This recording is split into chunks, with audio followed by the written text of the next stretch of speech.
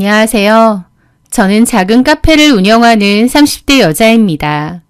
저는 첫 번째 결혼을 실패하고 두 번째 결혼을 했는데요. 첫 번째 결혼에서 받은 상처를 두 번째 결혼에서 많이 치유받은 것 같아요. 현재 제 뱃속에는 건강하게 아이도 자라고 있고 남편도 저에게 참 잘해서 행복한 나날을 보내고 있습니다. 지금은 더할 나위 없이 모든 게 좋고 행복하지만 첫 번째 결혼을 떠올리면 여전히 마음이 안 좋고 무수한 상처들이 떠오릅니다. 첫 번째 결혼 생활은 참 기묘하고도 비정상적이었던 것 같아요. 심지어 첫 번째 결혼을 했던 전 남편은 제 가게 맞은편 건물에서 휴대폰 매장을 운영하거든요. 그러다 보니 지금까지도 가끔씩 오며 가며 마주치기도 하기에 불편한 감정도 여전히 있긴 합니다. 제가 전 남편과 1년도 안 돼서 이혼하게 된 이유가 참 기가 막힌데 그 사연에 대해 지금부터 얘기해보려 합니다. 남편은 저희 카페 맞은편에 있는 건물에서 휴대폰 가게를 운영했습니다. 전 남편의 이름은 이명현이었고 처음에는 그저 이웃가게 사장님일 뿐이었죠. 그 남자는 저희 가게 커피를 좋아해서 하루에 한 번은 꼭 들려서 커피를 사가곤 했습니다. 본인 것만 사갈 때도 있고 직원들 것까지 다 사갈 때도 있고 또 가끔은 자기 어머니를 모시고 같이 올 때도 있었죠. 그의 어머니는 그의 가게에 자주 오는 듯 했습니다. 그리고 그 남자는 어머니를 잘 챙기는 듯 했어요. 저희 카페에 오면 어머니가 좋아하는 차 종류를 시키고 뜨거울세라 조심조심 어머니께 늘 주의를 주더라고요. 그의 어머니도 아들의 그런 대접이 익숙한 듯 보였고요. 그 남자는 인상도 좋고 성격도 싹싹했는데요. 저희 카페 단골이다 보니 자주 보게 되고 친해졌습니다. 저는 기계치인데 휴대폰 관련해서 뭐 물어보면 설명도 정말 잘해줬어요. 자기 매장에서 새로 가입을 해라 이런 건 전혀 없었고 제가 필요한 부분이나 궁금한 부분을 잘 알아봐주고 알려주고 그랬죠. 저는 다정다감한 남자를 좋아하다 보니 그런 모습에 호감을 많이 느꼈습니다. 그리고 흔히들 효자 남편은 별로라고들 하지만요. 저는 자기 부모에게 저렇게 잘하는 남자야말로 의리가 있고 내 가족도 챙길 줄 아는 좋은 사람일 거라고 생각했거든요. 그래서 그의 효자 같은 모습도 참 좋아 보였습니다. 그렇게 남몰래 호감을 키워가다가 제가 먼저 마음을 표현했습니다. 그런데 그 남자는 자기도 저한테 호감이 있고 좋은 마음이 있대요. 하지만 자기는 흠이 있는 사람이라고 고백을 하더라고요. 그게 뭐냐니까 이미 결혼을 한 번 했던 사람이고 9살 난 딸도 있다는 거예요. 저는 그 남자가 워낙 젊어 보이는 데다 어머니는 뵀어도 아내나 딸은 한 번도 본 적이 없기에 미혼인 줄 알았는데 제 완벽한 착각이었던 거죠. 그런데 그 남자가 하는 말이 아내는 이 세상에 없다고 했습니다. 사별을 했다는 거예요. 아내가 암투병을 했고 2년 정도 앓다가 세상을 떠났다고 했습니다. 아내를 먼저 보내고 혼자 딸을 키우며 어머니와 사는 남자였던 겁니다. 그 남자는 저에게 민서 씨는 미혼이잖아요. 저같이 애 딸린 남자 만나면 안 되죠. 라며 희미하게 웃더라고요. 하지만 저는 그 고백에도 여전히 그 남자가 좋았고 그 남자의 과거도 제 일처럼 안타까웠습니다. 오히려 그의 사정을 듣게 되니 마음속에서 어떤 모성애 같은 게 일어났고 그 남자를 보듬어주고 싶다는 생각까지 들더군요. 그 남자에게 이미 푹 빠졌던 거죠.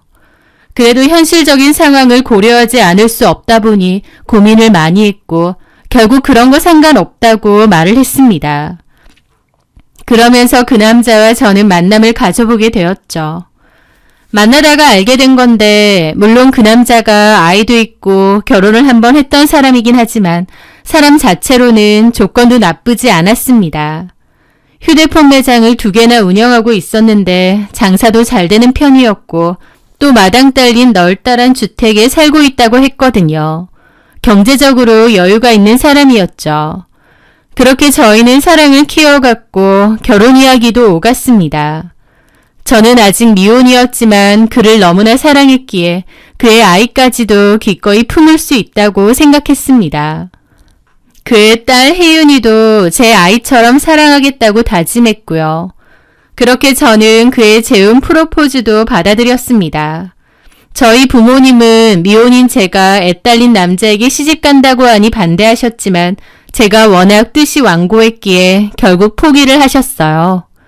부모님이 그토록 말릴 땐 저도 다시 심사숙고했어야 했는데 그때는 마냥 다 좋아 보였던 것 같습니다. 그런데 결혼을 앞두고 그가 한 가지 조건을 내걸었습니다. 결혼을 해도 지금처럼 어머님과 함께 살아야 한다는 것이었습니다. 우리 엄마 내가 없으면 안 되거든. 평생 나 하나만 보고 살아오신 분이라 민서 씨만 괜찮다면 결혼해서도 쭉 같이 모시고 살고 싶어. 솔직히 걱정이 많이 되었습니다. 분명 오며 가며 본 명현 씨의 어머님은 좋은 분 같았어요.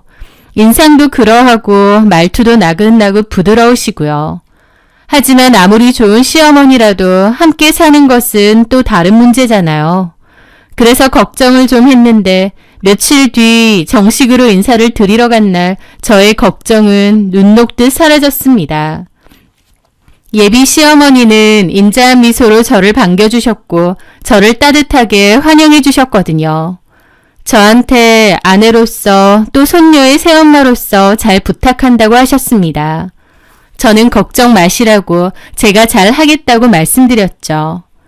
남편은 재혼이다 보니 결혼식은 양가 가족들만 모시고 소박하게만 치르기로 했습니다. 결혼식 당일 저는 세상에서 가장 행복한 신부였어요. 그런데 문득 결혼식 도중 시어머니와 눈이 마주쳤는데 그 순간 저도 모르게 등골이 오싹했습니다.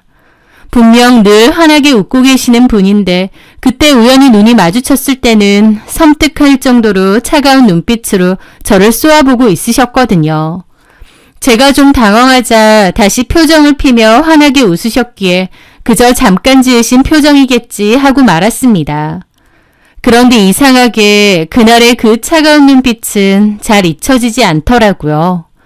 그리고 그 눈빛은 앞으로 제게 닥쳐올 지옥의 서막이기도 했습니다. 결혼 생활이 시작되자 시어머니는 제 앞에서는 세상에 둘도 없는 시어머니인 척하면서 뒤에서는 교묘하게 저를 괴롭히기 시작했으니까요. 처음에는 아주 사소한 것들이었어요. 저녁 식탁에서 모두에게는 갓 지은 따끈한 밥을 퍼주면서 제 밥그릇에만 몰래 찬밥을 담아준다던가 제가 부탁드린 적도 없는데 마음대로 아끼는 실크 블라우스를 락스를 푼 세탁물에 넣어 망가뜨리는 시기였습니다. 게다가 제가 어머님 이 음식은 좀 신 것 같아요 라고 말하면 나는 괜찮은데 우리 세아가 입맛이 유난히 예민한가 보네 라며 저를 유난스러운 사람으로 만들기도 했고 망가진 옷에 대해 물으면 내가 나이가 들어서 눈이 침침해서 그랬나 보다. 나는 너 도와주려고 그런 건데 미안해서 어쩌니? 라며 어쩔 줄 몰라 하며 사과를 하시는 겁니다. 그러면 저만 괜히 시어머니 부려먹고 닥달하는 며느리처럼 되더라고요. 그리고 대놓고도 아니고 뭔가 교묘하게 저를 왕따시키는 느낌은 계속 들었습니다. 마치 너는 이 가족의 진짜 일원이 아니다 라는 메시지를 주는 느낌까지 들었죠. 그리고 또 이상한 일이 있었는데요. 저랑 남편은 주택 2층을 쓰고 있고 어머님과 딸 혜윤이는 1층을 쓰거든요. 그런데 어느 날 늦은 밤 1층 주방에 뭘 가지러 내려왔는데 어머님 방에서 무슨 소리가 들리는 겁니다. 통화를 하시나 싶어서 귀를 대보는데 우시는 거예요. 너무 서럽게요. 저는 놀라서 문을 열었죠. 어머니 괜찮으세요? 무슨 일 있으세요? 그런데 방문을 열고 들어간 순간 어머님은 손에 쥐고 있던 사진첩을 황급히 등 뒤로 감추더니 눈을 휘번덕이며 저를 쏘아보시는 거예요. 그 눈빛은 마치 결혼식 날 봤던 그 차가운 눈빛과 비슷했습니다. 깜짝이야! 너 끝없이 왜 마음대로 들어와? 너 친정에서 그렇게 배웠어? 네? 아니 그게 아니라 어머님이 우시는 것 같아서 놀라서... 함부로 내 방에 들어오지 마. 알았니? 저는 그 살기등등한 눈빛과 목소리에 눌려 죄송합니다 라는 말만 남기고 서둘러 방에서 도망치듯 나왔습니다. 저는 그날 어머님의 눈빛과 말이 잊혀지지 않아 잠도 못 이뤘는데 다음날 어머님은 아무렇지 않게 저를 대하시더라고요. 어머님은 남편 앞에서는 한없이 온화하고 따뜻한 모습이었지만 제 앞에서는 얼음장처럼 차가웠습니다. 그 이중성 때문에 저는 어머님이 점점 더 무서워지고 불편해졌죠. 어머님은 남편 앞에서는 제 손에 물 한 방울 안 묻히게 하려고 하며 저를 아껴주듯이 행동했지만 저랑 둘이 있을 때면 저를 투명인간 취급하거나 싸늘한 눈빛으로 쏘아보며 냉랭하게 대하셨어요. 게다가 나중에 어머님이 혜윤이에게 무슨 말이라도 한 건지 혜윤이랑 합세해서 제가 혜윤이를 은근히 괴롭힌다는 거짓말까지 하기 시작하는 겁니다. 제가 아이에게 간식을 주지 않았다거나 별것도 아닌 일로 아이를 심하게 나무란다던가 아이를 귀찮게 여긴다는 식으로요. 그런 식으로 남편에게 자꾸 이간질을 시키는 것 같더라고요. 저는 너무 억울했죠. 왜냐면 혜윤이를 내 속으로 낳은 딸은 아니지만 내 딸이라고 생각하고 정성을 다해 키우겠다고 마음을 먹었거든요. 그래서 정말 잘해주려고 하고 잘 챙겨주려고 했는데 오히려 혜윤이가 저한테 너무 냉랭하게 나오고 할머니한테만 자주 가는 겁니다. 혜윤이가 10살 정도 되니 어리긴 하지만 요즘은 사춘기도 워낙 빨리 온다고 하니 그런 건가 보다. 또 나를 받아들이기 아직은 힘든가 보다. 시간을 두고 천천히 친해져야겠다 생각하며 저도 노력을 했는데 뒤에서 저렇게 말을 했다고 하니 너무 허탈하고 억울하고 씁쓸하더라고요. 남편도 자꾸 어머님과 혜윤이한테서 그런 얘기를 들으니 저한테 따지는 겁니다. 혜윤이 아직 어린애야. 나한테 혜윤이 정말 중요하고 혜윤이한테 마음 좀 써줘. 나도 노력하고 있어. 혜윤이가 울더라. 당신이 자기를 싫어하는 것 같다고. 말도 안 돼. 나 정말 혜윤이한테 노력하고 있어. 오히려 혜윤이랑 어머님이 나를 왕따시키는 기분마저 드는데? 어떻게 그렇게 말을 해? 어머님 말만 듣고 그러지 마. 나도 정말 노력하고 있다고. 알겠어. 그만 얘기하자. 남편은 저보다는 어머님과 혜윤이의 말을 믿는 것 같았습니다. 사실 제가 보기에 혜윤이가 저한테 그러는 것도 다 어머님이 시키는 것 같았습니다. 왜냐면 결혼 전만 해도 혜윤이랑 종종 만났는데 저를 잘 따르고 좋아했거든요. 그런데 결혼하고 나서 어머님이 애한테 자꾸 제 이간질을 하고 욕을 하는지 뒤늦게 혜윤이가 저를 경계하고 싫어하는 것 같은 겁니다. 없는 말도 지어내고요. 저는 너무 억울하고 스트레스도 심했습니다. 이러려고 결혼한 게 아닌데 상황이 너무 힘들었죠. 저는 어떻게 내 결백을 증명할 수 있을까 고민하다가 거실에 몰래 CCTV를 설치했습니다. 남편이 없을 때 어머님이 저에게 어떻게 대하는지 또 저는 어떤 모습인지 보여주겠다고 생각했거든요. 그렇게 몰래 설치를 했고 나중에 CCTV 영상을 확인했는데요. 그런데 거기에는 엉뚱한 또 너무 충격적이고도 기막힌 대화가 담겨 있었던 겁니다. 제가 없을 때 나눈 남편과 시어머니의 대화였죠. 다음 주에 우리 서정이 기일인 거 잊지 않았겠지? 그럼요. 재혼하니까 어때? 좋으냐? 예? 별거 없지? 괜히 혜윤이한테 상처만 주는 꼴이고 걔가 너 없을 때 혜윤이한테 얼마나 찬바람인 줄 아냐? 그런 사람 아닌데. 그럼 내가 거짓말이라도 한다는 거야? 그건 아니고요, 어머니. 애한테 냉랭하게 하니까 애도 경계를 하지. 네 앞에서만 착한 척하는 거라니까. 너는 그렇게 순진에 빠져서 내 보기엔 저거 네가 돈 좀 있는 줄 알고 문 거다. 그렇지 않고서야 지는 미혼인데 애 딸린 남자도 괜찮다고 얼씨구나 재혼하자고 하겠니? 네가 가게도 2개나 운영하고 넓은 집 산다고 하니까 돈 꽤나 있는가 보다 하고 엉겨붙은 거지. 그런 거 아니에요. 저랑 사귀고 나서야 제가 다 얘기한 건데요. 아이고 순진에 빠져가지고 너는 나이가 몇인데 아직도 그렇게 순진에 빠진 소리를 하냐? 그리고 너 명심해라. 그리고 너 명심해라. 네 가게며 이 집이며 다 내 거야. 잘 알고 있습니다. 우리 서정이만 사랑하니 어쩌니 그 난리를 쳐서 부모도 없는 너 마음으로 품어주고 자식처럼 대한 거다.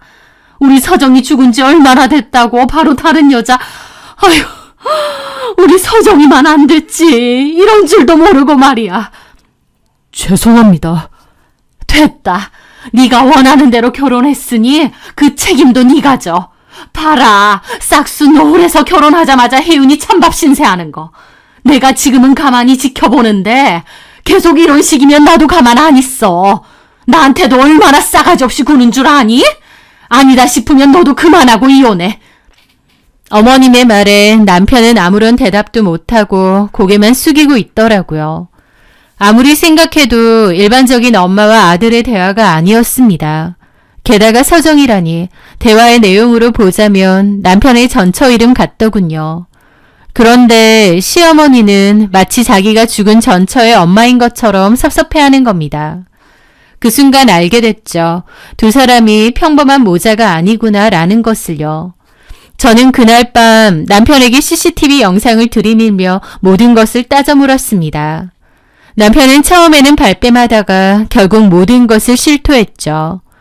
제 예상대로 시어머니는 남편의 어머니가 아니었습니다. 남편의 전 장모님이었던 거죠.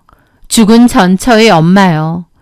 남편은 원래 고아였고 20살 때 공장에서 일을 했다고 합니다. 그러다가 공장 사장님의 딸이었던 서정 씨와 눈이 맞았대요. 고아 출신에 가진 것도 없는 남자라 서정 씨의 부모님이 반대했는데 뱃속에 아이까지 가지면서 몰아붙였나 보더라고요. 결국 둘은 결혼했고 혜윤이도 낳았다고 했습니다.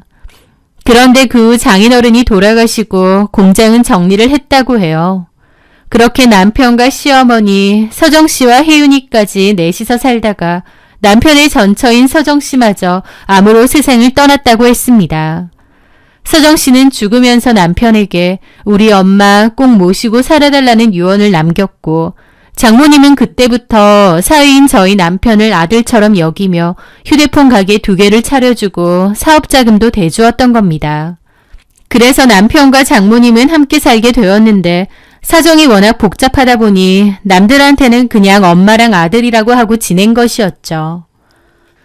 그런데 남편이 저와 눈이 맞아 재혼을 하겠다고 하니 장모님은 대놓고 말릴 수는 없었지만 어디 두고 보자는 심정으로 허락을 했던 모양입니다. 막상 제가 며느리로 들어와 살다 보니 자기 딸 생각도 나고 제가 눈에 가시처럼 마음에 안 들었겠죠. 그래서 저를 쫓아내기 위해 이간질을 하고 교묘하게 괴롭혔던 것이었습니다. 저는 남편에게 어떻게 이런 엄청난 사실을 속일 수 있느냐고 나를 사랑하긴 했느냐고 소리쳤습니다. 그때 방문이 열리고 어머님이 들어와 얼음장처럼 차가운 목소리로 말하더군요. 사랑은 개뿔. 명연이는 우리 서정이 말고 사랑하는 사람 없어. 너는 그냥 우리 혜윤이 잠시 키워줄 사람에 불과해. 주제 파악 똑바로 해. 그 잔인한 말에 제 안에 남아있던 마지막 미련마저 산산조각 났습니다. 저는 남편에게 이런 비정상적인 집안에 더 이상 못 있겠다고 했고 이혼하고 나가겠다고 했습니다. 남편은 제게 미안하다며 저를 붙잡았죠. 하지만 저는 남편을 뿌리치고 집을 나갔습니다. 그 후 남편은 저희 가게를 찾아와 얘기 좀 하자고 하더라고요. 자기가 속인 거 정말 미안하다며 눈물까지 글썽였죠. 저는 남편의 눈을 똑바로 쳐다보며 마지막으로 물었습니다. 그래서 어쩌자는 거야. 당신이 선택을 해야지. 어머님인지 아니면 난지. 남편이 어머님을 선택하게 되면 그 어떤 경제적인 지원도 없게 되는 거였습니다.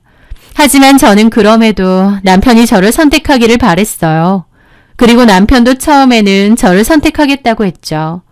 어머님한테는 죄송하지만 저도 너무 소중한 사람이라며 저랑 혜윤이와 함께 평범한 가정을 꾸리고 싶다고 하면서요. 저는 그러면 어머님에게 이 얘기를 전하고 나오라고 했습니다. 남편은 알겠다고 했어요. 하지만 결론적으로 남편은 그 집에서 나오지 않았습니다. 남편 말론 그 얘기를 전하니 어머님이 비명을 지르며 바닥에 쓰러지고 병원까지 갔다고 하더라고요. 그러면서 서정이가 알면 피눈물을 흘릴 거라고, 여자 생겼다고 나를 버리냐며, 친엄마처럼 모시겠다고 했던 말은 다 거짓말이냐며 악을 썼다고 하더라고요. 남편은 결국 어머님의 품에서 벗어날 수 없다는 걸 깨닫고 저에게 이별을 통보했습니다. 남편의 선택에 저는 헛웃음을 터뜨렸습니다. 남편은 어머님의 소나기에서 벗어날 수 없겠구나, 죽은 아내의 그림자 속에서 살아가야 되는 거구나 싶더라고요. 남편은 저에게 미안하다며 상당한 금액의 위자료를 주었고 저는 그 돈을 받고 담담히 이혼했습니다. 그런데 이혼하고 1년 정도 지났을 무렵 남편이 술 먹고 전화를 해서 그러더군요. 어머님이 돌아가시고 나면 저한테 꼭 돌아간다고 기다려 달라는 거예요. 그 말에 저는 기가 막혀서 한참이나 웃었습니다. 이명현 씨, 그럼 어머님 돌아가실 날만 기다리면서 내가 당신을 기다려야 된다는 거야? 내가 왜? 우리 이미 이혼도 했고 남남이야. 내가 왜 당신을 기다리겠어? 미안해. 하지만 나도 당신을 정말 사랑했어. 내 상황이 이러지도 저러지도 못한다는 걸 이해해줘. 비겁한 변명하지 마. 당신은 아무것도 하지 않았어. 그냥 그렇게 계속 살아. 장모님을 엄마처럼 모시면서. 죽은 아내 그림자 붙잡고 그렇게 살라고. 나는 이제 당신한테 만정 다 떨어졌고 내 인생 살 거야. 그러니까 이런 연락도 하지 마. 그게 마지막 연락이었습니다. 물론 가게가 가깝다 보니 오며 가며 어쩔 수 없이 마주치긴 하지만 더 이상은 아무런 연락도 하지 않았고 마주쳐도 인사조차 하지 않았죠. 그렇게 이혼 후 마음을 정리하며 지내다가 지금의 남편을 만났습니다. 제 모든 아픔을 이해해주고 저를 세상 누구보다 소중히 여겨주는 따뜻한 사람이었죠. 제가 재혼한다는 소식을 들은 날 전 남편은 저희 가게에 와서 묻더라고요. 결혼한다며? 어떤 사람이야? 내가 그런 얘기를 왜 해줘야 돼? 알 필요 없잖아. 그래, 그렇지. 잘 살아. 그 얘기 하려고 온 거야. 걱정 마. 잘 먹고 잘 살 거니까. 그렇게 전 남편은 축의금이라며 봉투 하나를 몰래 놓고 갔더라고요. 하지만 저는 이런 거 필요 없다고 다시 계좌이체로 돌려보냈습니다. 그 후 저는 지금의 남편과 재혼을 했고 행복하게 살고 있습니다. 뱃속에는 소중한 아이도 있고요. 전 남편은 끝까지 자기 연민에 빠져 불쌍한 척을 하지만 제 보기에 그는 그저 비겁하고 나약하며 스스로 아무것도 책임지려 하지 않는 어린애에 불과했습니다. 진짜 사랑과 자신의 인생을 맞바꿀 용기조차 없었던 거죠. 그는 결국 죽은 아내의 유령과 그 유령을 등에 업은 장모님이 제공하는 안정적인 현실을 택한 겁니다. 가끔 마주치는 그의 얼굴에는 예전에 자신감 넘치던 미소 대신 깊은 그늘과 피로가 서려 있었습니다. 그의 어머니는 여전히 그의 가게를 찾았지만 이제 제 눈에 그 모습은 더 이상 아들을 챙기는 살가운 어머니가 아니라 자신의 투자가 잘 보존되고 있는지 감시하러 오는 채권자처럼 보일 뿐이었습니다. 만약 제가 그를 용서하고 기다렸다면 저는 평생 죽은 사람의 그림자와 싸우며 그 기괴한 관계의 한요로 살았을 겁니다. 생각만 해도 끔찍하네요. 이제 저는 더 이상 과거의 상처에 아파하지 않습니다. 그 비정상적인 관계에서 벗어나 진짜 행복을 찾았으니까요. 제 뱃속의 아이에게 세상에서 가장 따뜻하고 평범한 가정을 선물해 줄 생각입니다. 제 사연 들어주셔서 감사합니다.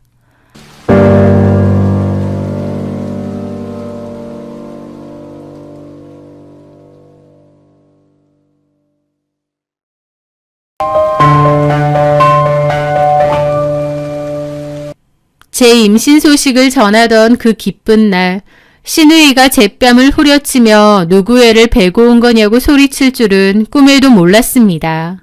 그리고 그 잔인하고 끔찍한 말 뒤에 제 남편과 시누이가 함께 꾸민 소름 끼치는 계략이 숨겨져 있을 줄은 더더욱 상상도 하지 못했죠.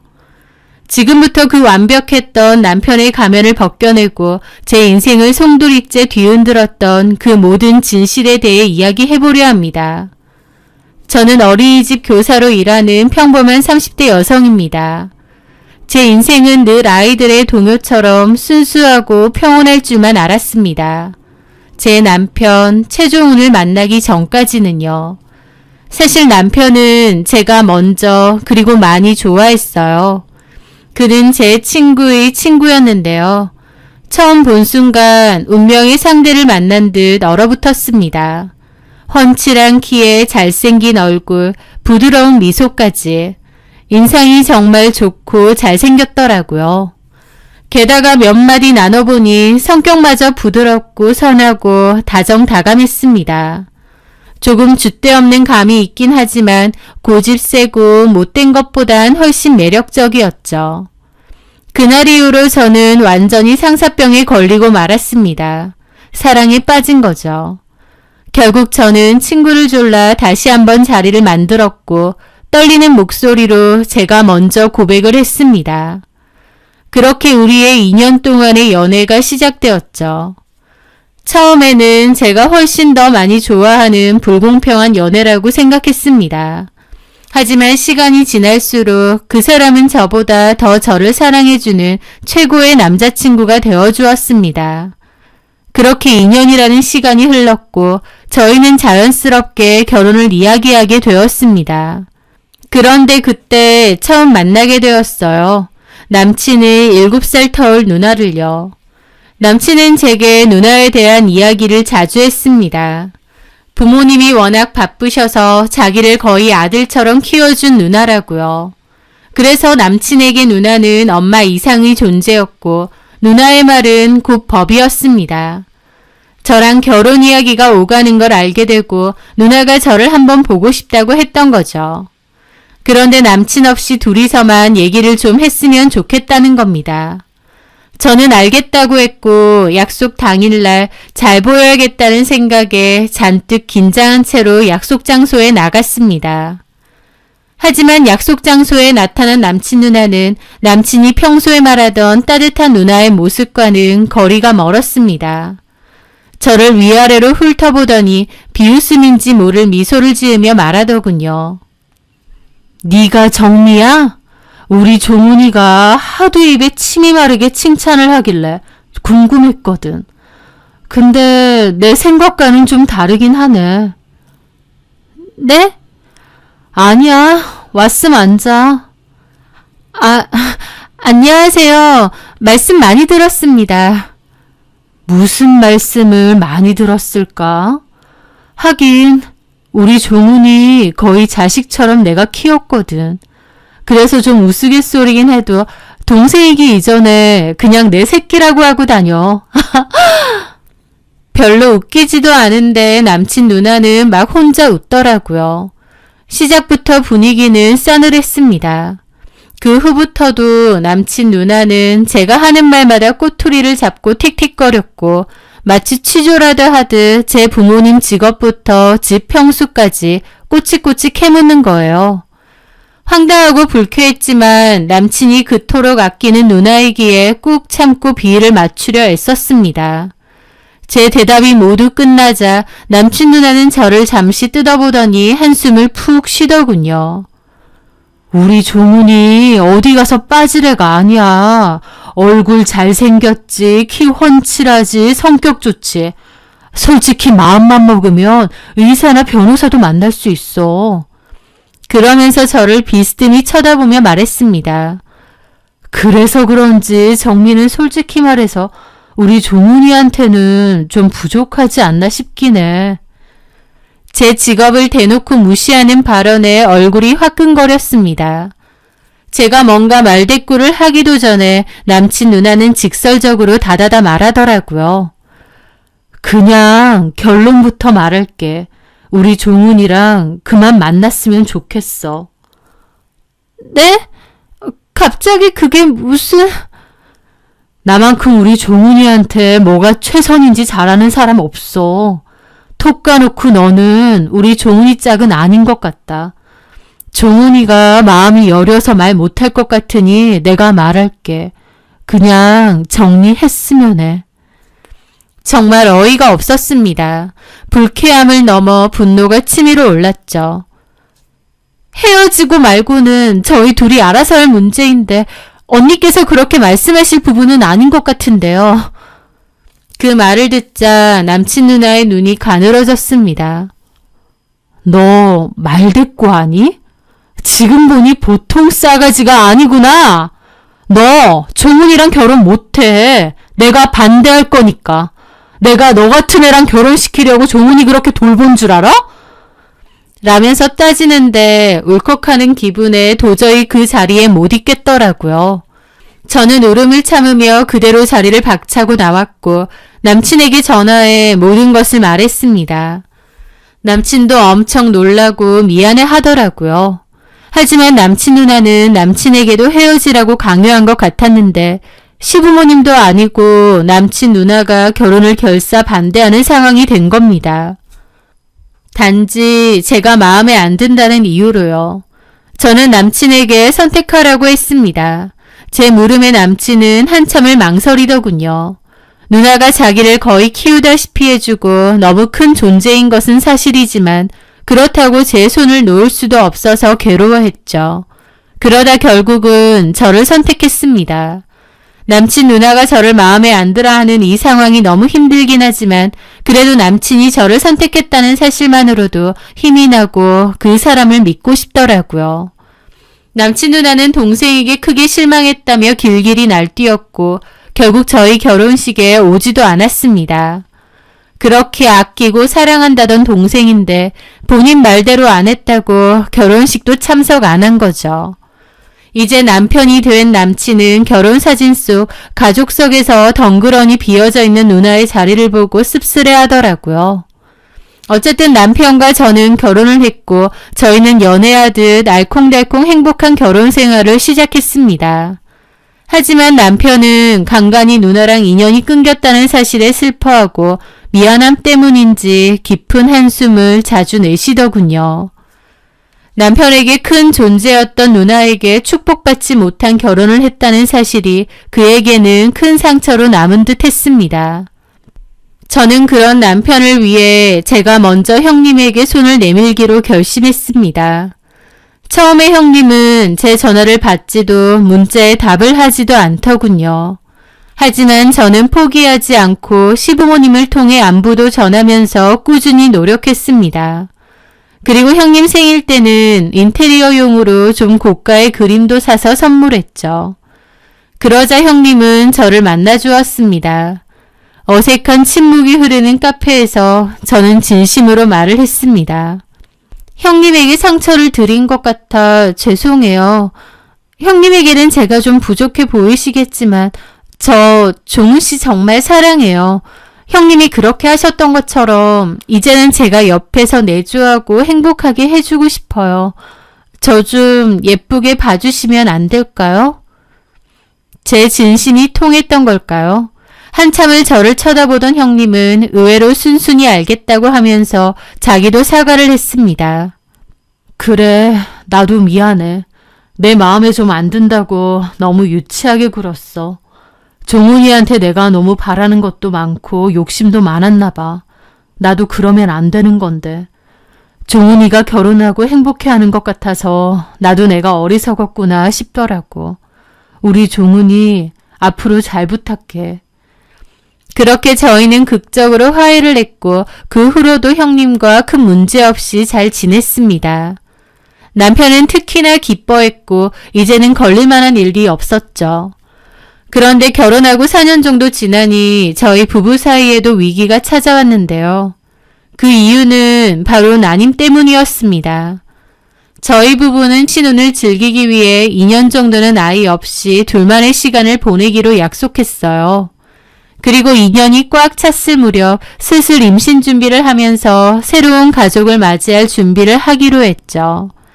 하지만 제 생각과 달리 아이는 쉽게 찾아오지 않더라고요. 1년이 지나도록 아무런 소식이 없자 그제야 덜컥 겁이 나는 겁니다. 아, 몰랐는데 우리가 난임 부부였나 보다. 여태까지 피임을 잘해서 아이가 안 생긴 줄 알았는데 그게 아니라 애초에 난임이었던 건가 보다라는 걸 깨달았죠. 게다가 그 무렵부터 시부모님의 닥달도 시작되었습니다. 너네가 원하는 대로 2년 동안 아이 없는 신혼 즐기기로 했으니 이제는 아이를 빨리 가지라 그거였죠. 시부모님까지 압박을 하니 저도 스트레스가 쌓여갔습니다. 초반에는 그래도 자연 임신으로 어떻게든 임신을 해보려 했는데 시간이 지나면서 난임센터를 다녀야 되나 심각하게 고민이 되었죠. 그러던 어느 날 형님이 그러는 겁니다. 너무 스트레스 받지 마. 요즘은 흔한 일이래. 참, 내 친구 중에 실력 좋은 산부인과 의사가 있거든. 괜히 동네 병원 다니면서 시간 낭비하지 말고 거기 한번 가보는 게 어때? 내가 예약 잡아줄 수 있는데. 저는 지푸라기라도 잡는 심정으로 형님이 소개해준 병원을 찾아갔습니다. 남편과는 스케줄이 안 맞아서 따로 가기로 했죠. 그렇게 제가 먼저 검사를 받았고 검사 결과가 나왔는데 아무런 문제가 없었습니다. 오히려 아주 건강하다는 말을 들었죠. 그 사실을 남편에게 전했고 남편도 며칠 뒤 따로 병원에 가서 검사를 받고 왔습니다. 그리고 남편도 별다른 문제가 없다고 말을 하더라고요. 처음에는 그 말을 듣는 순간 좀 다행이라고 생각했습니다. 아직까지는 안 생겼지만 둘 다 별 문제가 없으니 곧 생기겠지 싶었거든요. 그런데 그 무렵 남편은 갑자기 다니던 회사를 그만두었습니다. 스트레스가 너무 심해서 이제는 더 이상 못 다니겠다고 하면서요. 그리고는 신우이와 심해부가 운영하는 작은 회사에 들어간다고 하는 겁니다. 신우와 심해부가 운영하는 회사는 음식물 쓰레기 처리기를 만드는 회사였는데 사실 말이 회사지 엄청 작은 사무실입니다. 직원도 형님과 심해부님 그리고 직원 2명이 전부거든요. 심해부님이 직접 개발한 제품을 판매하는 거라고 했습니다. 솔직히 제품 자체도 별로였습니다. 저도 하나 받아서 써봤지만 음식물이 제대로 갈리지도 않고 소음도 심하고 전기도 많이 잡아먹고 당연히 제품력이 안 좋다 보니 사업은 지지부진했는데 남편이 뜬금없이 거길 들어가겠다고 하니 저도 싫었죠. 하지만 남편은 원래 회사를 그만두고 싶어하는 마음이 너무 컸기에 아예 그만두고 집에서 쉴 바에야 그냥 쉬엄쉬엄 누나네 회사 들어간다 생각하기로 했습니다. 그런데 회사도 너무 불안정하고 월급도 터무니없이 적다 보니 이건 아니다 싶더라고요. 그래서 남편에게 그만두고 다른 회사로 들어가는 게 어떻겠냐 했는데 남편은 그만두지 않겠다고 했습니다. 게다가 제가 이 이야기를 한 걸 형님에게 말했나 봐요. 형님은 제가 회사를 그만두라고 했다는 사실에 기분 나빠했다고 했고 그때부터 저와 형님 사이에는 또다시 미묘한 냉기가 흐르게 되었습니다. 그리고 그때부터였던 것 같아요. 남편은 회사 일이든 집안일이든 심지어 저희 부부의 문제까지도 모든 것을 누나와 상의하기 시작했고 누나에게 의지하는 게 커졌습니다. 저는 그런 게 섭섭해서 말도 몇 번 했는데 정작 남편은 자기가 누나랑 사이가 좋고 일도 같이 하니 뭐든 의논하는 게 뭐가 나쁘냐는 식으로 나오더라고요. 누나가 자기한테 가장 좋은 쪽으로 가장 최선으로 선택할 수 있게 도와주는 고마운 사람이라면서요. 그렇게 말하니 제가 할 말이 없더라고요. 제가 무슨 남매 사이 갈라놓으려는 것도 아니고요.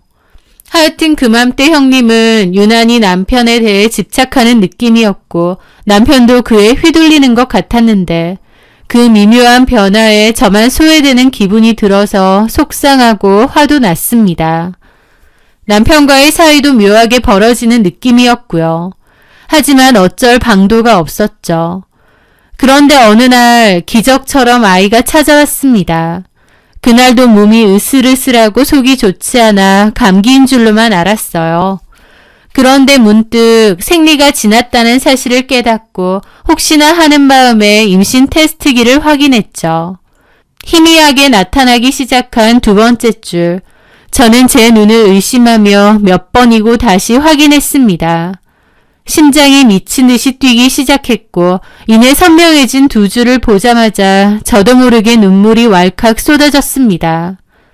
그동안의 마음고생과 서러움이 눈 녹듯 사라지는 기분이었죠. 남편과 저에게도 그렇게 기다리던 아이가 생겼다는 사실이 꿈만 같았습니다. 남편에게 바로 알릴까 하다가 서프라이즈를 해주고 싶더라고요. 마침 며칠 뒤 시댁 가족 모임이 있기도 해서 그날 그 자리에서 이 기쁜 소식을 모두에게 밝히기로 마음먹었습니다. 시부모님께서 얼마나 기뻐하실까, 남편은 또 어떤 반응을 보일까 상상만 해도 웃음이 나왔죠. 드디어 가족 모임 날 저는 아기 초음파 사진을 작은 봉투에 소중히 담았습니다. 그리고 식사가 거의 끝날 무렵 저는 떨리는 마음으로 자리에서 일어나 준비해온 봉투를 꺼내 보였습니다. 저 드릴 말씀 있는데요. 어머님, 아버님, 형님, 그리고 여보, 저희에게 아기가 생겼어요. 저는 활짝 웃으며 봉투 속의 초음파 사진을 꺼냈습니다.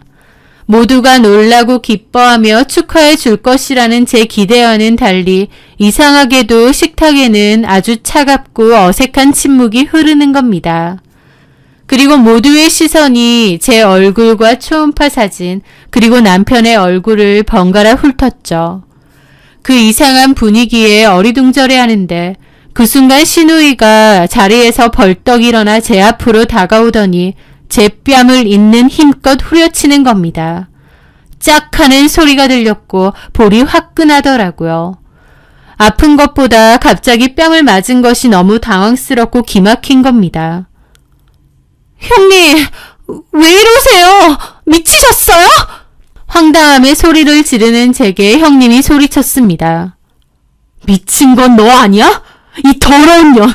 우리 조문이 무정자증이야! 애를 가질 수 없는 놈이라고! 그런데 넌 도대체 누구 애를 임신했다는 거야? 라는데 그 순간 저는 형님의 말을 이해할 수 없었습니다.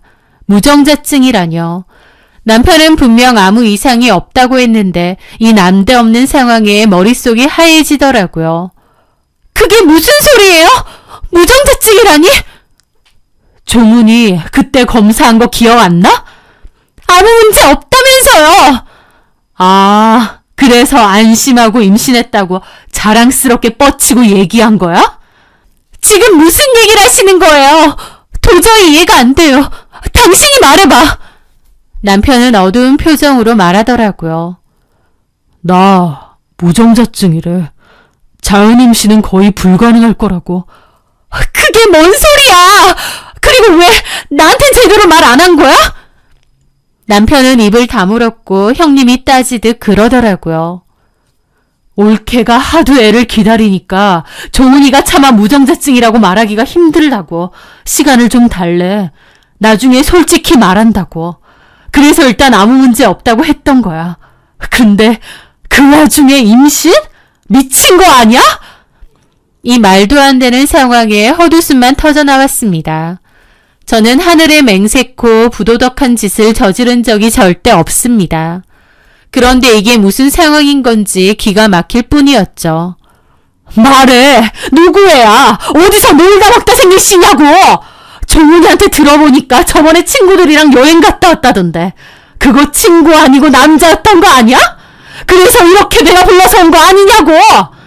신우의 목소리가 제 귀를 찢는 것 같았습니다. 억울하고 기가 막혀서 눈물이 쉴 새 없이 흘렀어요.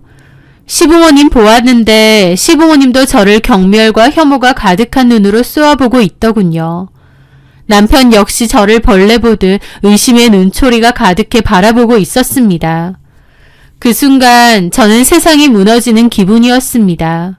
저는 죽어도 그런 부정을 저지른 적이 없었기에 미친 사람처럼 악을 썼습니다. 아니에요. 난 절대 그런 적 없어요. 이 아이 조은 씨 아이예요.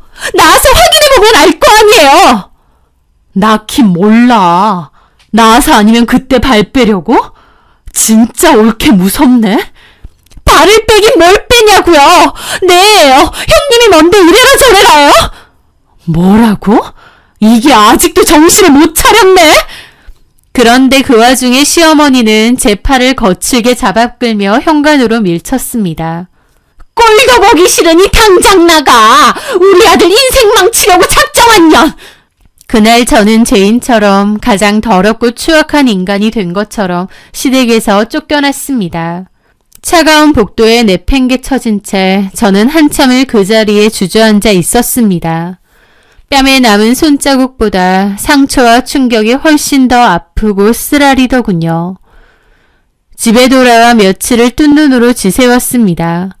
억울해서 죽어버리고 싶은 심정이었지만 뱃속의 아이를 생각하며 겨우 버텼습니다. 남편도 아무런 말도 걸지 않더라고요. 그런데 어느 날 밤 저는 자다가 일어났는데 우연히 작은 방에서 남편과 신우이가 통화하는 내용을 엿듣게 되었습니다. 누나, 근데 만약에 진짜 내일면 어떡하지? 저렇게 방방 뛰는 거 보니 내일 수도 있을 것 같아. 그리고 무정자증이라고 해도 임신 안 되는 거 아니잖아. 아니, 누나 말을 의심하는 건 절대 아니야. 누나 말은 다 맞지. 맞는데 나도 좀 혼란스러워서. 그 한마디에 제 머릿속에서 무언가 번쩍했습니다. 너무 황당한 소리잖아요. 남편이 자신의 상태에 대해 완벽하게 확신하지 못하거나 신우가 뭔가를 속이고 있는 게 아닌가라는 생각이 번쩍 들더라고요. 저는 그 길로 무언가 있다는 것을 직감했고 남편의 뒤를 몰래 밟기 시작했습니다. 남편의 출퇴근길을 뒤따른 거죠. 심장이 쿵쾅거리고 손이 떨렸지만 이 지옥 같은 상황을 끝내기 위해서는 제 눈으로 직접 확인해야만 했습니다. 며칠간의 미행 끝에 저는 결국 제 심장을 갈기갈기 찢어놓는 충격적인 장면을 목격했습니다. 남편이 어떤 낯선 여자와 아주 다정하게 팔짱을 낀 채 호텔로 들어가는 모습을요. 남편보다 나이가 훨씬 많아 보이는 여자였지만 값비싼 옷과 장신구로 온몸을 휘감고 있었습니다. 그런데 그 여자의 얼굴이 어딘가 낯이 익은 거예요. 곰곰이 생각해보니 예전에 형님의 회사에 들렀을 때 형님이 우리 회사에 투자하시는 투자자분이라며 소개했던 그 여자였습니다. 저는 그날 밤 집에 돌아온 남편을 어두운 거실에 앉아 기다렸습니다.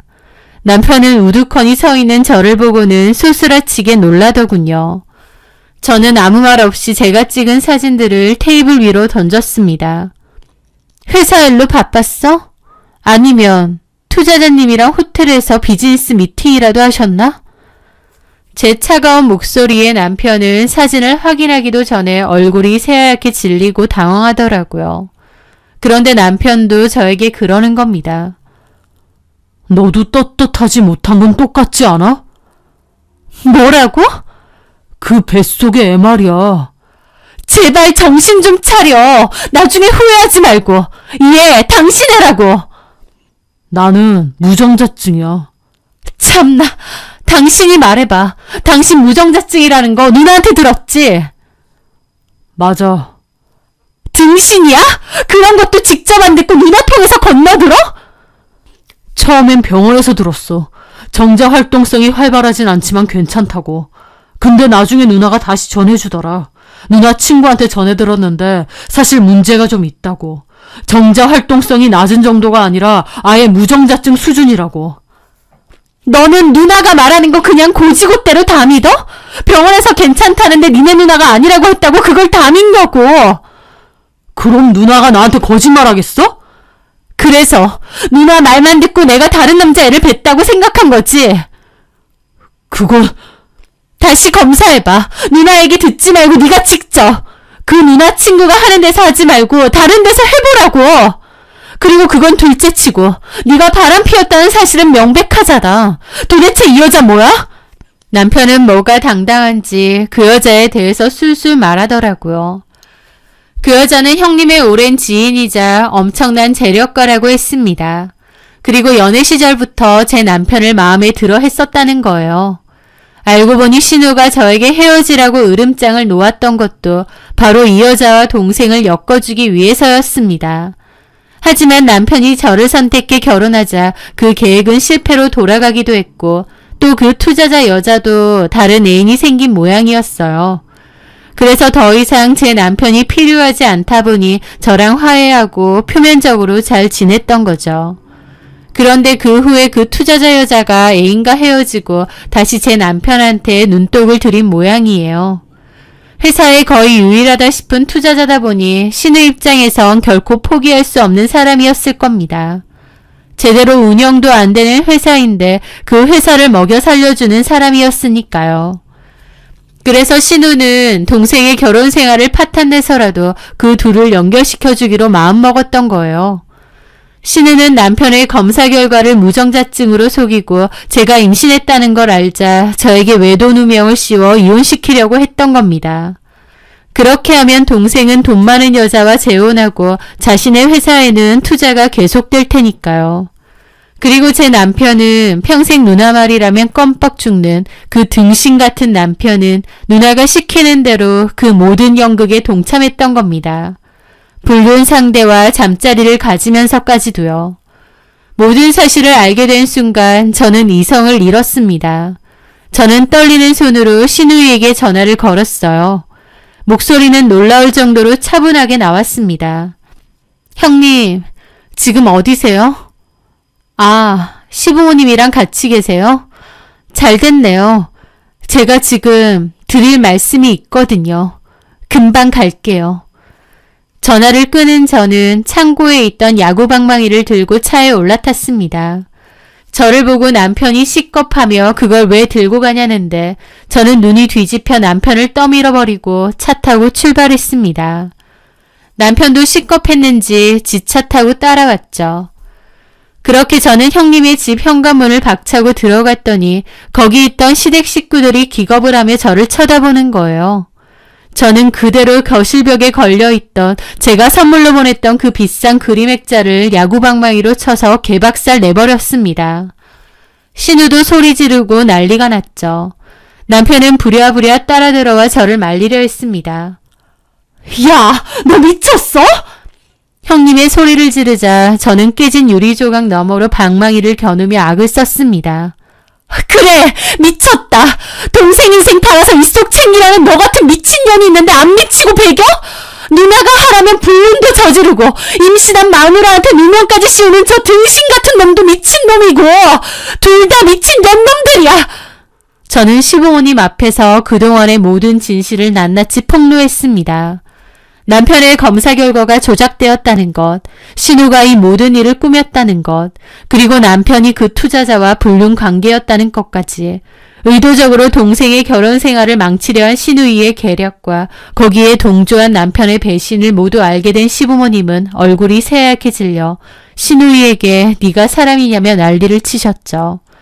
저는 그 자리에서 이혼하겠다고 선언했습니다. 저를 기만한 신우이도 그런 누나의 꼭두각시 노릇을 한 남편도 그 누구도 용서할 수 없었거든요. 내 아이한테 당신처럼 비겁하고 줏대없는 아빠는 필요 없어. 당신은 평생 당신 누나의 착한 동생으로 살아. 나는 너도 미친 네 누나도 더 이상은 이해 못하니까. 우린 이혼이야. 남편도 큰 충격을 받은 얼굴이었는데 저는 이혼을 통보하고 그대로 그 집을 뛰쳐나갔습니다. 그 말을 끝으로 저는 뒤도 돌아보지 않고 그 집을 나왔습니다. 이혼 소송은 제게 유리하게 진행되었습니다. 남편의 불륜과 신우이의 계략을 입증할 증거는 차고 넘쳤으니까요. 법원은 남편의 유책 사유를 100% 인정했고 저는 상당한 금액의 위자료와 아이가 성인이 될 때까지의 양육비를 일시불로 지급하라는 판결까지 받아냈습니다. 모든 것이 끝나고 한참 후 남편이 술 먹고 울면서 연락을 했더라고요. 그러면서 한다는 말이 누나가 자기를 진심으로 위한 게 아니라는 걸 이제는 다 깨달았다면서 자기가 그동안 누나한테 일종의 가스라이팅을 당한 것 같다고 하더군요. 누나가 맨날 너 때문에 희생했다. 너한테 가장 득이 되는 쪽으로 선택을 도와줬다.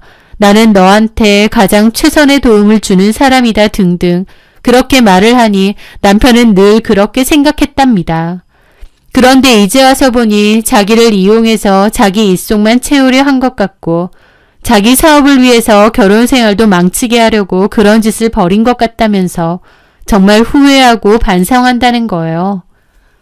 남편은 매일같이 한 번만 만나달라, 아이 얼굴이라도 보게 해달라며 문자를 보냈지만 저는 답장하지 않았습니다. 아, 그리고 그 투자자라는 여자도 저한테 상간소송 당했는데요. 남편도 정신 차리고 누나랑 인연 끊으면서 그 투자자한테도 더 이상 만나지 않을 거라고 했답니다. 그랬더니 그 투자자도 바로 투자를 철회했다고 하더라고요. 신우인의 사업은 핵심 투자금이 빠져나간 뒤 얼마 지나지 않아 버티지 못하고 결국 망해버렸다고 했죠. 자신의 욕심 때문에 동생의 가정을 제물로 삼으려 했던 신우이는 결국 제게의 제가 넘어가 돈도 가족도 명예도 모두 잃게 된 셈입니다. 신우이는 말끝마다 자기가 동생을 위해 희생하고 동생을 정말 사랑한다고 했지만 그 사랑의 본질은 결국 동생을 자기 뜻대로 조종하려는 삐뚤어진 소유욕과 자신의 이익을 위한 탐욕에 불과했던 것 같습니다. 저의 상처가 완전히 아물기까지는 시간이 걸리겠지만 매일 아침 제품에서 우는 아이의 얼굴을 보며 그런 파렴치한 인간을 끊어내길 정말 잘했다고 수백 번, 수천 번 생각합니다. 제 아이에게만큼은 비겁하고 나약한 아빠가 아닌 씩씩하고 현명한 엄마의 모습을 보여주며 세상 누구보다 행복하게 키워낼 겁니다. 제 사연 들어주셔서 감사합니다.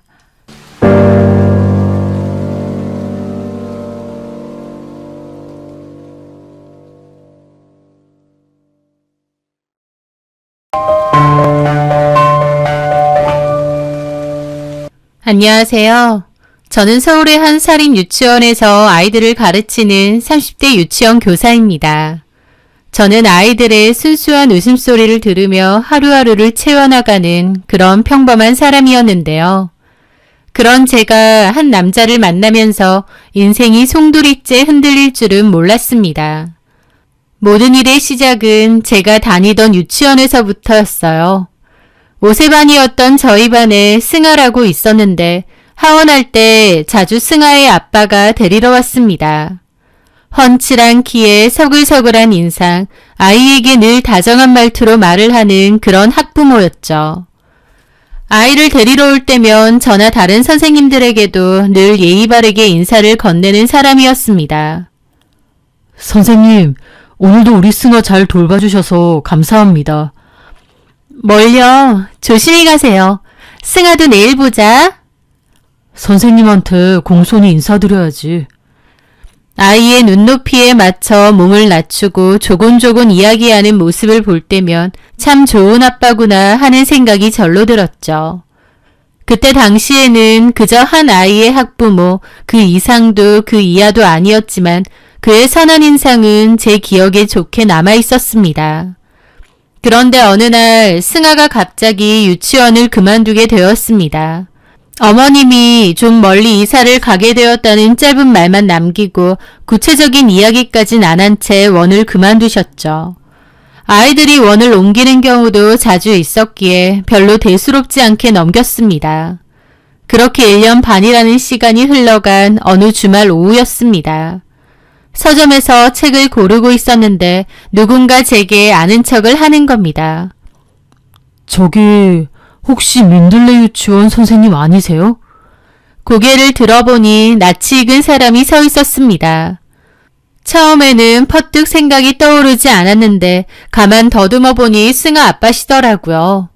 1년 반 만이었는데 얼굴은 묘하게 수척해 보이기도 했고요. 아, 승아 아버님 맞으시죠?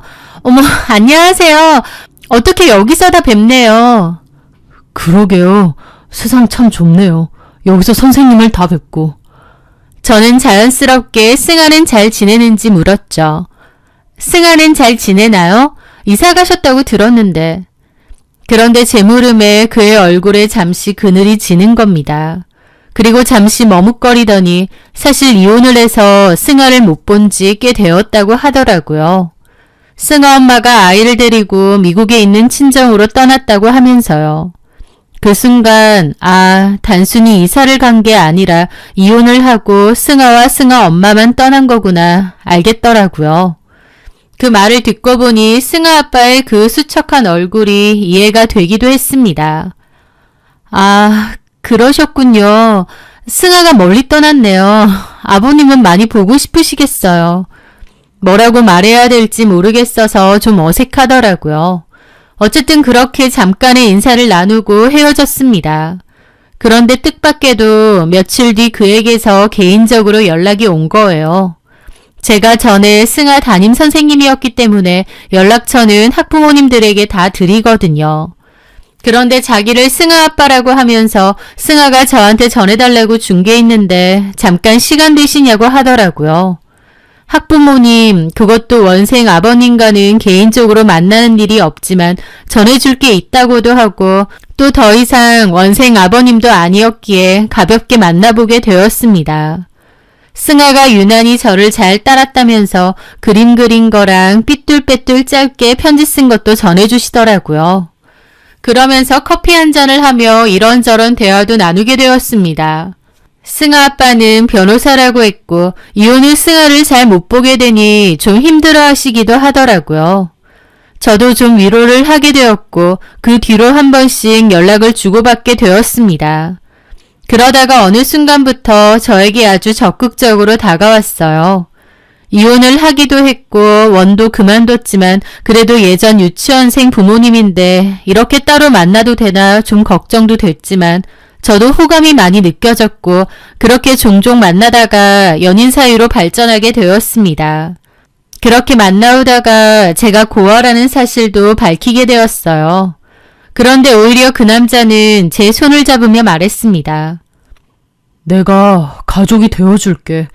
나도 이혼하고 마음도 너무 헛헛하고 쓸쓸한데 우리 서로의 따뜻한 가족이 되어주자. 가족의 온기를 그리워했던 저에게 그의 말은 가슴 깊이 파고들었습니다. 이혼의 아픔이 있는 사람이었지만 그만큼 더 사람의 소중함을 알 거라고 믿기도 했고요.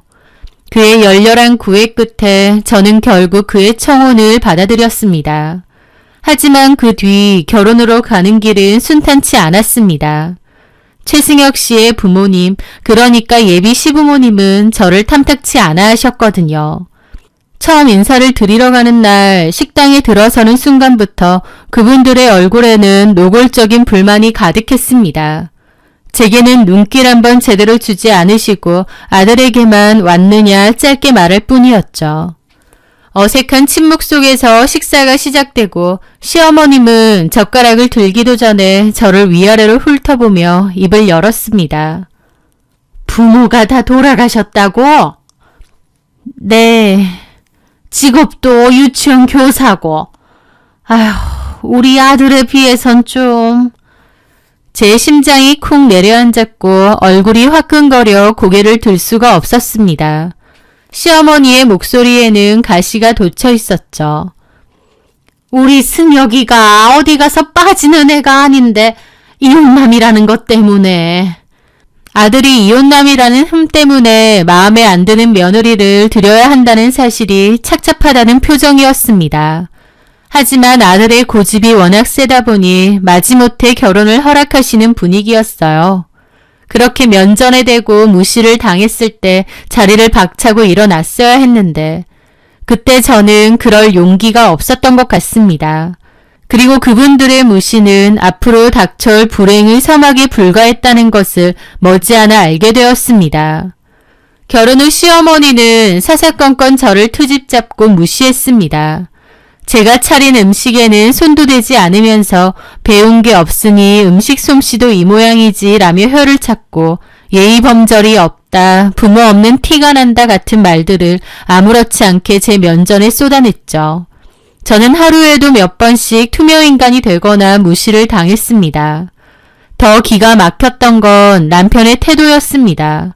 제가 시어머니에게 구박받는 것을 뻔히 보면서도 그는 남일인 척 철저히 외면했죠. 게다가 오히려 제 탓을 하거나 짜증을 내는 일도 많았습니다. 우리 엄마가 원래 저런 분인 거 몰랐어? 당신이 좀 더 싹싹하게 굴면 되잖아. 왜 자꾸 일을 만들어? 연애 시절 제 가족이 되어주겠다며 눈물 짓던 그토록 다정하던 그 남자는 온데간데 없고 저를 자신의 부모님과 똑같은 눈으로 내려다보기 시작하는 겁니다. 그리고 툭 하면 당신이 뭘 안다고 내 일에 끼어들어. 당신은 그냥 집에서 밥이나 하고 애나 잘 키우면 되는 거야. 간섭하지 마. 나 간섭하는 거 딱 질색이야. 내가 벌어다 주는 돈으로 편하게 살잖아. 그럼 나한테 전적으로 맞춰. 라는 식으로 저를 무시하기도 했습니다. 남편은 돈을 잘 벌었어요. 변호사긴 하지만 일반적인 변호보다는 돈 많은 사람들이나 불법적인 일에 연루된 사람들의 변호를 맡으며 큰 돈을 버는 것 같았습니다. 게다가 변호사 일 말고도 따로 사업이나 투자도 열심히 하였습니다. 돈 욕심이 상당한 사람이었기에 돈만 주면 무슨 일이든 하겠다는 태도였죠. 그러면서 남편은 자신이 이룬 부와 사회적 지위가 대단한 벼슬이라도 되느냐 저를 한없이 깎아내렸습니다. 저는 그저 그의 삶을 뒷받침하는 장식품이나 집안일을 하고 아이를 키우는 도구에 불과했죠. 저는 결혼하고 한 달 만에 아이가 들어섰고 아들을 낳았는데요. 그나마도 저희 아이를 보며 결혼 생활의 힘듦을 참아냈습니다. 어린 저희 아들을 안고 있으면 남편에 대한 원망도 시부모님에 대한 서름도 잠시나마 잊을 수 있었거든요. 그래, 민호를 위해서라도 버텨야 해. 우리 아들을 좋은 환경에서 키우자 라는 생각을 늘 되뇌이면서요. 저는 부모님을 일찍 여의고 친척집을 전전하며 살았기 때문에 서러운 일도 많았거든요. 그래서 저희 아들한테만큼은 안정적인 부모와 보금자리를 만들어주고 싶었습니다. 저희 아들에게만큼은 저처럼 부모의 사랑을 제대로 받지 못하는 상처를 주고 싶지 않았거든요. 비록 저를 무시하는 남편이지만 아이한테는 좋은 아빠다 보니 저만 참으면 된다는 마음 하나로 하루하루를 버틴 것 같습니다. 하지만 제 마지막 노력마저 산산조각 내는 사건이 터지고 말았습니다. 어느 날부터인가 몸에 이상한 신호가 느껴졌습니다. 처음에는 그냥 피곤해서 그런가 보다 하고 넘겼지만 시간이 지날수록 불쾌한 증상들은 심해졌습니다. 결국 산부인과를 찾았고 몇 가지 검사를 진행했는데 청천벽력 같은 진단을 받았습니다. 제가 성병이라는 거예요. 불행 중 다행으로 치료가 안 되는 성병도 많은데 제가 걸린 병은 약 먹고 치료만 잘 받으면 완치가 된다고 하더라고요. 하지만 그걸 알게 된 저는 세상이 무너지는 것 같았습니다. 남편 외에는 다른 남자를 만난 적이 없는 저였기에 이 병이 어디서 왔는지는 불보듯 뻔했으니까요. 나중에서야 알게 된 거지만 과거 남편의 이혼 사유도 남편의 문란한 사생활 때문이었다고 합니다. 어쨌든 저도 그런 남편 때문에 피해자가 된 거죠. 수치심과 배신감에 온몸이 불덩이처럼 달아올랐고 사지가 부들부들 떨렸습니다. 그날 밤 저는 아이를 재우고 곤히 잠든 남편의 얼굴을 한참 동안 내려다보았습니다. 연애 시절 저를 공주님처럼 아껴주던 다정한 얼굴은 온데간데 없고 낯설고 추악한 괴물의 얼굴만이 그 자리에 있더군요. 저는 조용히 그의 휴대폰을 들고 안방을 나왔습니다. 거실 소파에 앉아 떨리는 손으로 휴대폰을 열어보았습니다. 그리고 그 안에서 온갖 더러운 진실들과 마주해야 했습니다. 남편은 어플을 이용해서 수많은 여자들과 음란한 메시지와 사진들을 주고받았습니다. 스크롤을 내리는 내내 헛구역질이 날 정도였죠. 남편은 수많은 여자들과 하룻밤을 즐기는 인간이었습니다. 그런데 그 와중에도 거의 매일같이 연락을 주고받으며 오랫동안 내연관계를 이어나간 여자의 존재도 발견했죠. 두 사람이 나눈 대화는 단순한 유의를 넘어선 오래되고 깊은 관계임을 짐작하게 했습니다. 심지어 그 여자는 남편에게 제 욕도 하고 있었습니다. 네 와이프는 아무것도 모르냐. 그 정도면 집에 있는 가구나 가전제품 수준인 거 아니냐.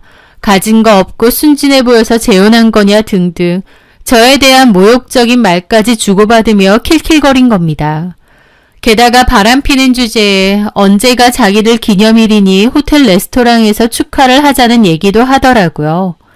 그 모든 것은 저에게 너무 큰 충격으로 다가왔습니다.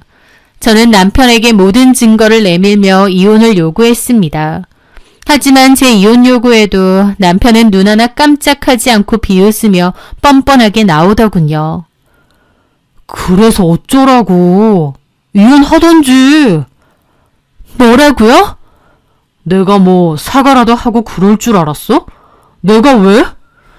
너무나도 뻔뻔한 남편의 태도에 어이가 없었는데 남편의 그 다음 말은 더 기가 막혔죠.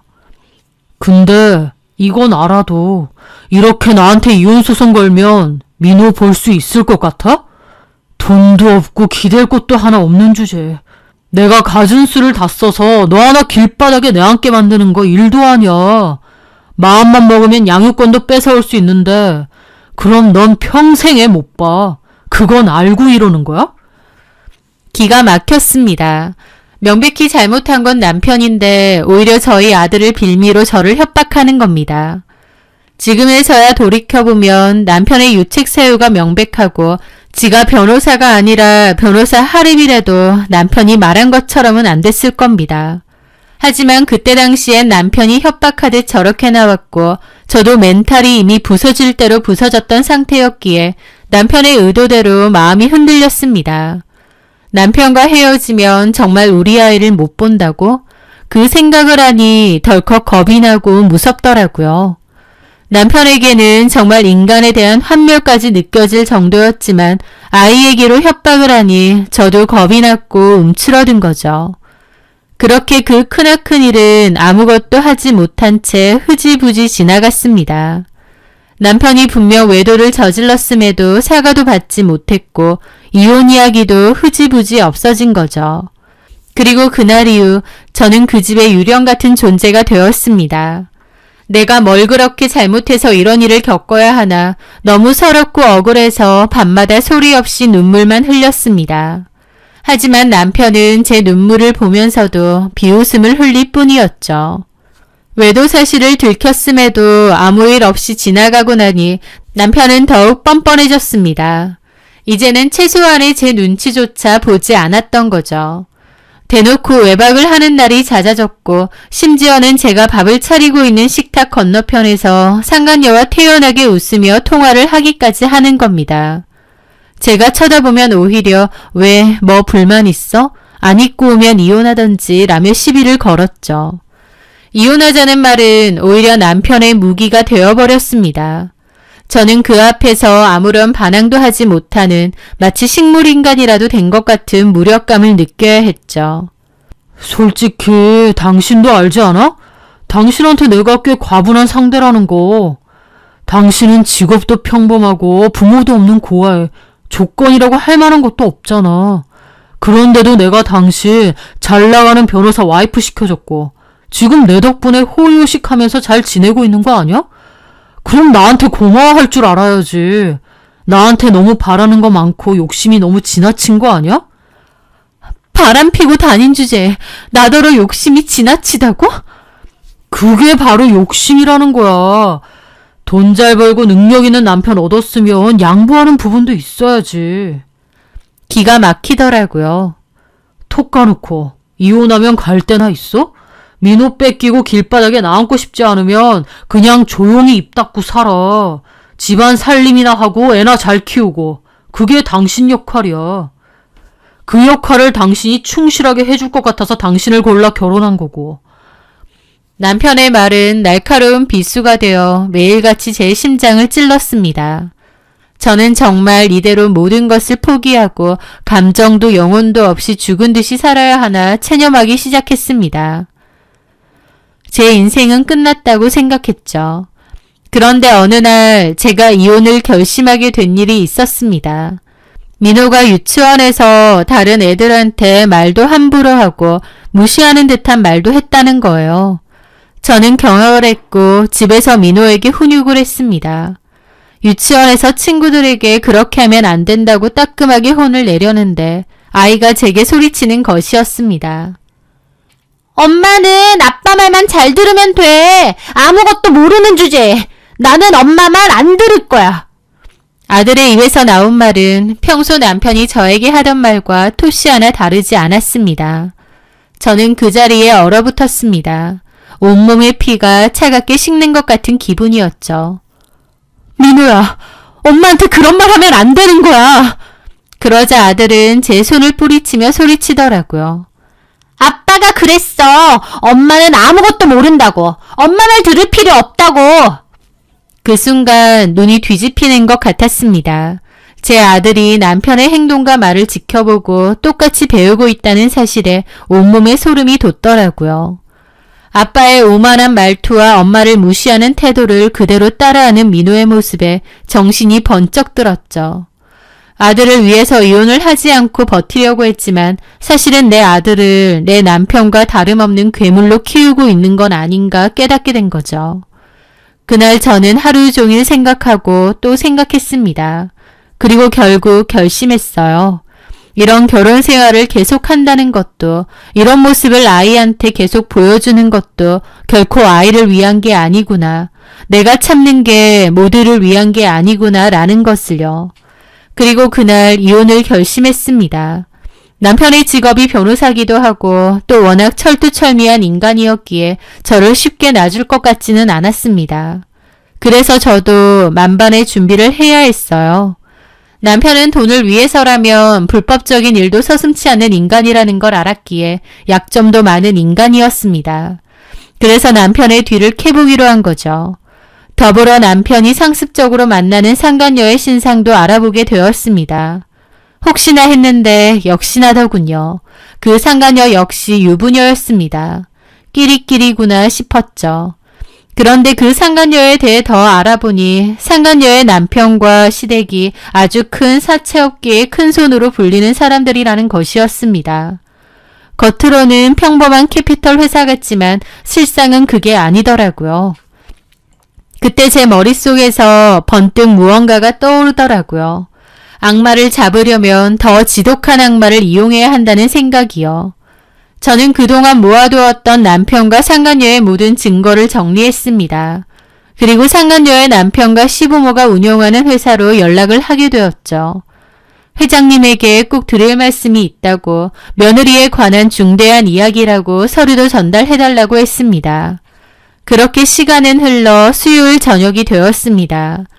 남편과 그 상간녀가 기념일이니 뭐니 하면서 만나자고 한 당일이었죠. 저는 먼저 호텔 레스토랑에 도착했습니다. 잠시 후 전 남편과 그 내연녀가 주변 시선은 아랑곳하지 않고 들어오더군요. 제가 그들 앞으로 다가가자 두 사람의 얼굴은 사색이 되었습니다.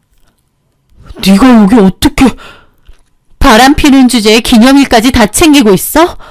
뻔뻔한 것까지 둘이 아주 잘 어울리네. 제 말에 남편은 금세 뻔뻔한 표정으로 돌아와 저를 조롱했습니다. 와, 너 내 뒷조사였냐? 간도 크다. 그래서 뭐 어쩔 건데. 네가 뭘 할 수 있는데. 이혼해준다니까? 애만 놔두고 너만 나가면 돼. 그렇게 만들어줘? 그러면서 저를 무슨 파리 쫓듯이 여기며 내연녀와 자리를 뜨려는 겁니다. 그 순간 저는 조용히 핸드폰을 들어 미리 약속된 번호로 문자를 보냈습니다. 그리고 그 문자가 도착하기 무섭게 레스토랑의 문이 열리며 상간녀의 남편과 그의 부모님이 들이닥쳤습니다. 그 순간 기고만장하던 남편과 내연녀의 얼굴은 하얗게 질려버렸죠. 여보, 아버님, 어머니, 여긴 어떻게... 내연녀는 시부모님을 보자마자 얼굴이 새파랗게 질려 파리처럼 빌기 시작하더라고요. 좀 전까지 고개 빳빳이 들고 뻔뻔하더니 자기 시부모님 불러오니 식겁을 한 모양이었습니다. 상간녀의 시어머니는 그런 며느리에게 다가가 반지가 번쩍이는 손으로 머리채를 휘어잡았습니다. 이게 어디서 바람질이야. 내가 이런 천박한 행동하는 거 제일 싫어하는 거 알아 몰라. 상간녀의 시어머니는 겉으로는 우아해 보이는 외모지만 막상 눈이 돌아가니 정말 무섭고 표독스럽더라고요. 상간녀는 머리채까지 잡힌 채 어쩔 줄 몰라 하면서 어머님 잘못했어요만 외쳤지만 상간녀 시어머니는 눈이 돌아 상간녀의 머리채를 다 뽑아버릴 기세였습니다. 그 와중에 전 남편은 상황 파악이 안 되는지 눈알만 굴리다가 슬그머니 도망치려고 하는 거예요. 하지만 상간녀의 시아버지가 데리고 온 거구의 부하들에게 뒷덜미를 잡혀 질질 끌려왔죠. 네가 내 며느리랑 놀아놨다는 그 변호사야? 남편은 처음엔 사원 분간이 안 되는지 이러는 거 불법이라느니 자기도 가만히 있지 않겠다느니 큰 소리치고 경찰에 신고까지 하려고 하더군요. 그 모습에 상간녀 남편도 열받았는지 남편 핸드폰 집어던져버리고 곤죽이 되게 패는 겁니다. 진짜 퍽퍽 소리가 나게 맞고 남편은 정신을 못 차리더라고요. 그렇게 한참을 처맞고 나니 아차 싶었는지 그제야 코피 줄줄 흘리며 무릎을 꿇고 싹싹 빌었는데 그 모습이 정말 비열하고 역겨웠습니다. 하지만 한편으로는 살려달라고 비는 그 꼬라지를 보니 속이 다 후련하긴 하더라고요. 사실 제가 그 불륜 증거자료를 상간녀의 남편과 시부모님 회사로 보낸 뒤 연락이 왔거든요. 한번 만나자고요. 만난 뒤 자초지종을 다 설명했고 두 사람이서 기념일 챙긴다고 언제 어디서 만나기로 했다는 얘기도 전했습니다. 그래서 이렇게 다들 모이게 된 거였죠. 그날 이후 전 남편의 인생은 나락으로 떨어졌습니다. 상간녀의 시댁은 그들이 가진 모든 인맥과 돈을 총동원해 제 남편을 짓밟기 시작했거든요. 남편이 그동안 몰래 행하던 불법적인 일을 결부시켜 강제로 해고 조치까지 시켰고 변호사협회에 징계 신청을 넣었죠. 그뿐만이 아니었습니다. 돈 욕심 많은 남편이 변호사일 말고도 개인적인 사업을 한답시고 무리하게 끌어다 쓴 사채와 불법 대출들이 있었는데요. 그것도 한꺼번에 터져나왔습니다.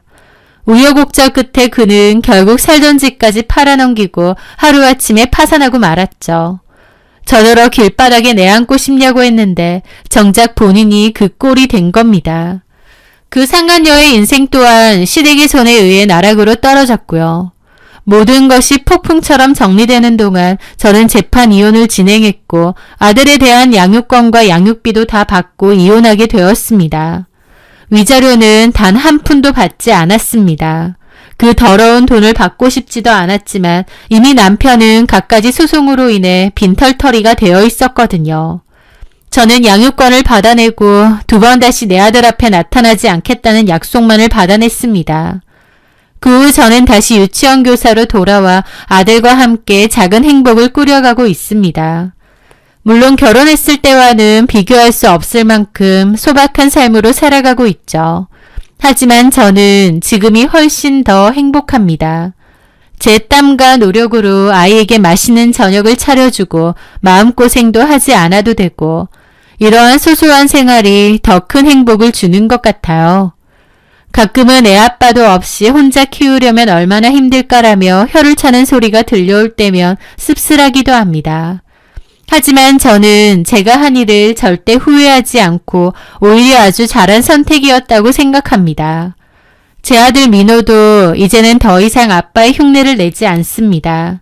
제가 사랑으로 가르치고 보듬어주니 예전에 밝고 다정한 아이로 돌아왔거든요. 저는 제 아들에게 엄마는 무시해도 되는 존재가 아니라 세상에서 가장 사랑하고 존경해야 할 존재라는 것을 제 삶으로 직접 보여줄 겁니다. 진정한 강함은 누군가를 짓밟는 것이 아니라 소중한 것을 지키기 위해 스스로 단단해지는 것임을 알려주려고 해요. 저는 앞으로도 제 아들에게 부끄럽지 않은 씩씩하고 멋진 엄마가 되기 위해 열심히 살아갈 겁니다. 제 사연 들어주셔서 감사합니다.